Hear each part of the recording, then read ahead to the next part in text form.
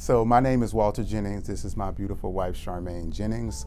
We are the parents of two children. We have an older daughter. Her name is Charmione Jennings. And then we have a younger daughter. Her name is Simone Jennings, who was diagnosed on the autism spectrum. That has led to her being developmentally delayed and also nonverbal. Our journey started back in, I want to say 2010, when she was about 3 years old. Our child care provider noticed that while she had some speech, she had some language, they noticed that her interaction with the other children, it started, she didn't really start to connect with other children. She preferred the company of the adults and the attention of the adults. And so that led them to kind of share with us that they thought, that we probably need to get her checked out. And once she was diagnosed with autism, for us, our world changed. When that diagnosis hit, not only does it affect you mentally, spiritually, emotionally, it affects your lifestyle. I no longer really considered my place of employment a place where I needed to stay. I had to make some decisions about where I would work to better support our child. But we had to change her school. We had to start working with a school system that would get her into a special class. And so schools shifted and things changed, not just for our youngest child, but even our oldest daughter, like things changed for her as well. We had to learn as parents as well because we didn't have the strategy. So just learning what we needed to do to adjust to be the best parents we could be for our daughter. But it took 7 years of potty trainer. It took years to get certain things done that, typical children probably would have had done on that schedule. But it was really through our entire village that helped her navigate those waters. And now she's 14. She's in the 10th grade. She uses a communication device. She doesn't like to use it, but she uses a communication device. But she does communicate either through nonverbal signals, using her device, or 1 or 2 word expressions to share her needs and wants. And, we're just thankful where we are today.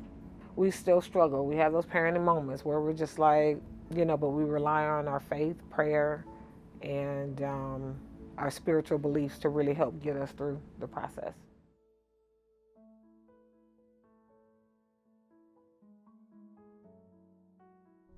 So one of the most difficult parts of the journey for me as a father and dealing with a daughter that is a minority just generally, but also a minority on the spectrum, has been how do I train and discipline her in preparation for life while still also showing love and being sensitive from a gender standpoint. She does have a diagnosis, but she also is a young lady. She does have a diagnosis, but she also has a strong personality. So what part, when I'm experiencing some of these challenges, is the autism, and what part is the personality? And then when you add in the ethnical standpoint with her as a young black girl and me as a black man, and relating to that, and just being, oftentimes black fathers can be overly sensitive when it comes to those things. So having all of those things, all of those intersectionalities working together and having to prepare her for the world has been really, really challenging, how to balance all of that. For me, the biggest challenge, it's really trying to marry all of the village systems to communicate and to be on one accord. My challenge was as an educator. And once I sat on the other side of the table as an educator, supporting other people's children, seeing their strengths, making their strengths a superpower. My challenge was that now I'm on the other side of the table. I am the parent of the child struggling. The child was, with the disabilities.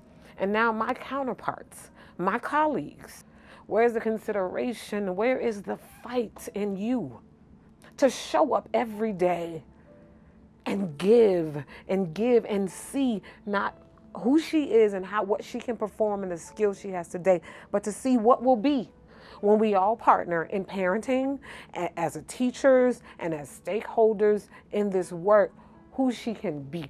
That was my challenge. It was heartbreaking. And I had to allow my heart to break. You were promoted to help them come into a level of understanding. And so while it hurt at first, you just realize that you were promoted. You know, that was the most challenging thing.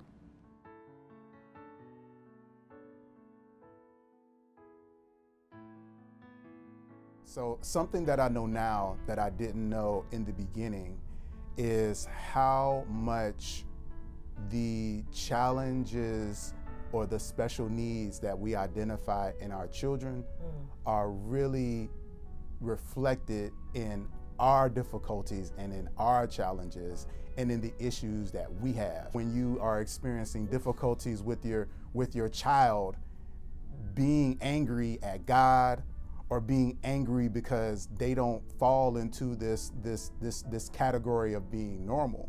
But then when we deal with our child, there are these things that come out of us where is this coming from? And then you want to blame the child because they're actually pulling these things out of you that you said don't even exist. Far from perfect, but receiving the lesson that having a child like Simone is meant to provide. The way that it has brought us together as a couple, the things that it has brought out, the leadership and the passion and the advocacy that it's brought out of our oldest daughter and giving her a voice not only for herself, but for other people has been the thing that I did not see coming. While Simone's diagnosis was, it was a big shock. The birthing of Simone's existence was started with a prayer. And the prayer was, may you give us a child that represents the best of us. That was the prayer. And from that prayer, we got Simone. And you're saying, why God? Why the diagnosis? Why give two people who we're poets and we use language? Why give us a child who's nonverbal? Why, God? He reminded me of the prayer. He said, you wanted the best of you. And so now I challenge you to see it in her. The sensory and the uniqueness of how her brain, her neurodivergent brain works. God is saying, no, this is you. This is what I see, and I see beauty in that. I see uniqueness. I see diversity. Now, you just have to catch up.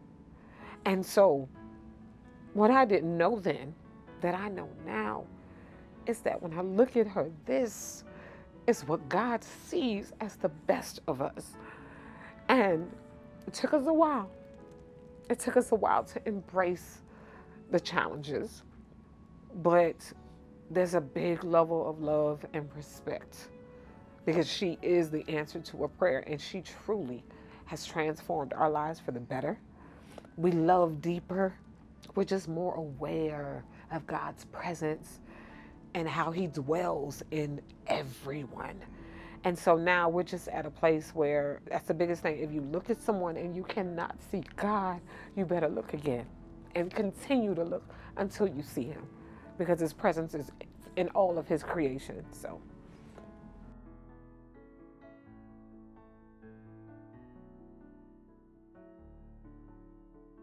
If you had asked me this question when Simone was first diagnosed, I would have said to have a conversation with my child. And we actually attended a support group, and the prompt was, if you could have anything for the holidays, what would you want? And we were given a slip of paper, and I wrote that down on the slip of paper, and I still have that paper.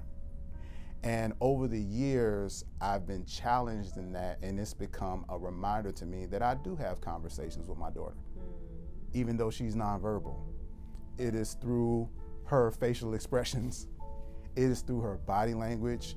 We teach, and we're as life coaches and as a minister, And one of the things we teach people is that communication is 35% verbal. Absolutely. The majority of communication is 65% nonverbal. So the question then becomes, if I want to have a conversation with my daughter and she is nonverbal, but the majority of communication is nonverbal, am I listening? Absolutely. Am I really tuned in to how she is communicating with me? And so I'm appreciative for this question, because it allows me to be able to say I wouldn't change anything. And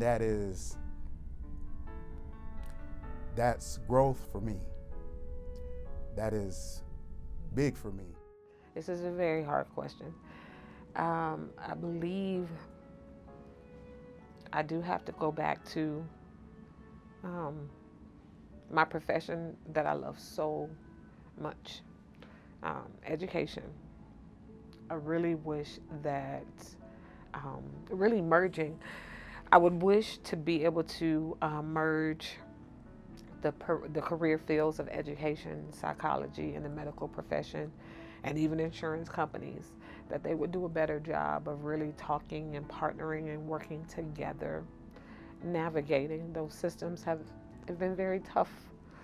There, I'm sure, are hundreds and hundreds of families struggling to try to get their insurance companies to do what their insurance companies promise and say they're going to do, to make sure that their communication is in alignment. And if you're a working parent, that's very hard to do when you have a 1-hour lunch and you get off after everybody is closed. And so bills rack up, and then so systems are often broken and not talking to one another, and it doesn't well serve our families. The education arena, I just wish that for the non-speaking community, there were intelligence battery assessments that supported the non-speaking individual. How can our children show what they know, who they are? We need to have a more neurodivergent approach in creating assessments that could better align so that our children could showcase what they know, what they can do, and to really support their skill sets.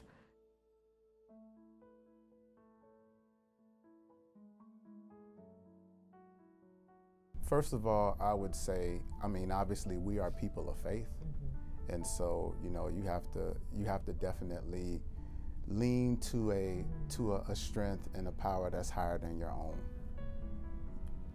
I am going to say you cannot do this and be effective and sustainable in your own strength. You are not supposed to. And recognize that, again, it's not necessarily about convenience. It's about growth. And it is about learning how to grow to a higher and greater level of love. So you have to be able to forgive yourself for some of the things that you've held on to. You have to be able to forgive yourself for the things that you think you may have done to cause and make the situation that you're in happen. You have to be able to forgive yourself for being angry at God because you feel like He allowed this to happen, and allowing that to elevate your level of love so that you can serve, so that you can grow, because that's ultimately why we're here. My final thoughts are just be encouraged. Be encouraged. Sometimes when you're in the thick of the challenges, the obstacles, it's hard. Be encouraged, because it does get better. Yes. We are standing at 14 years of life, and our daughter has moved through developmental phases that she's strong, and she smiles through it all, and she's walking through it, not us, right? And so be encouraged, because our children, they truly are resilient. And it is a promotion, because they were put in our lives to help us love deeper, to forgive deeper, and to have a deeper level of understanding. For those of you who are watching this and they're not a part of the community, they're not directly a caregiver of someone, I encourage you to take the opportunity to partner with a family, love on a family, pray for a family, and just be a community member, and get to know our non-speaking community, get to know someone on the spectrum, get to know a family or an individual who is neurodivergent, someone who's unique, and just be encouraged by what you can gain and gather from their life and how they're navigating this life.